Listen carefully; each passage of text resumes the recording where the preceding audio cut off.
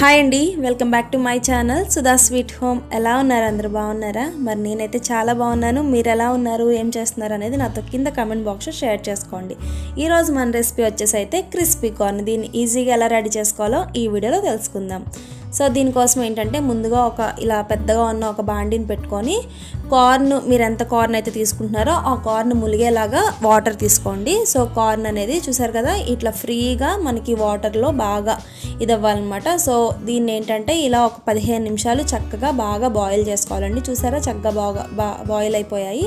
So ఈ corn తీసి బాగా స్ట్రెయిన్ చేసుకొని పక్కన పెట్టేసుకోండి. కార్న్ బాగా చల్లారిపోయిన తర్వాత ఇలా ముందుగా డీప్ ఫ్రైకి సరిపడా ఆయిల్ పెట్టేసుకొని ఇప్పుడు ఈ కార్న్లోకి నేను ఒక 2.5 టేబుల్ స్పూన్స్ మైదా యాడ్ చేశానండి. అండ్ అలాగే 1 టేబుల్ స్పూన్ బియ్యం పిండి యాడ్ చేశాను. నా దగ్గర కార్న్ ఫ్లోర్ అవైలబుల్గా లేదు, అందుకని చెప్పేసి మైదాతో చేశాను. సో మీ దగ్గర కార్న్ ఫ్లోర్ ఉంటే మైదా ప్లేస్లో కార్న్ ఫ్లోర్ కూడా యాడ్ చేసుకోవచ్చు. దీంట్లో రిమైనింగ్ స్పైసెస్ అన్ని సాల్ట్, కారము, ధనియాల పొడి, జీలకర్ర పొడి అండ్ పెప్పర్ కూడా యాడ్ చేసుకొని కొద్దిగా వాటర్ యాడ్ చేసుకుంటూ బాగా దగ్గరికి కలుపుకున్నానండి. మీకు హ్యాండ్తో మిక్స్ చేసుకుంటే ఈజీగా ఉంటుందన్నమాట. ఇలా మిక్స్ చేసుకున్న తర్వాత చూడండి, మనకు ఆయిల్ అయితే బాగా మనకి హీట్ అయిపోయింది. చూసారా, కార్న్ వేయంగానే మునిగి పైకి తేలితే ఇది బాగా రెడీ అయిపోయినట్లు అనమాట. సో ఇట్లా వేసి మీరు ఇలా ఏదన్నా ఒక పళ్ళెంతో అడ్డు పెట్టుకుంటూ ఉండండి, ఎందుకంటే కార్న్ మనకి పేలే ఛాన్సెస్ ఎక్కువ ఉంటాయి అన్నమాట. సో అవి నాకు పేలాయి, అందుకని చెప్పేసి నేను మీకు అవి ఆయిల్లోంచి తీయడం అయితే చూపిలేదు. సో ఇట్లా అయితే ఫ్రై చేసుకోవాలండి.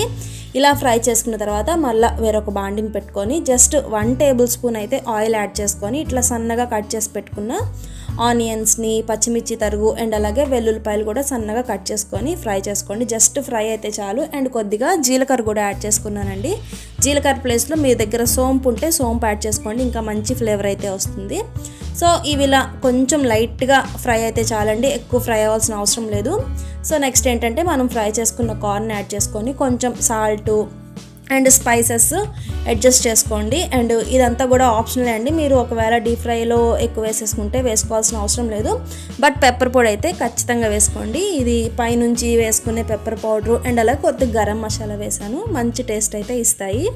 సో ఇంకా ఇవి ఫ్రై అయిపోయిన తర్వాత ఫైనల్గా స్టవ్ ఆఫ్ చేసిన తర్వాత ఇట్లా నిమ్మకాయ జ్యూస్ని పిండుకోండి అండ్ ఇవి వేడివేడిగా సర్వ్ చేసుకోండి, చాలా బాగుంటాయి.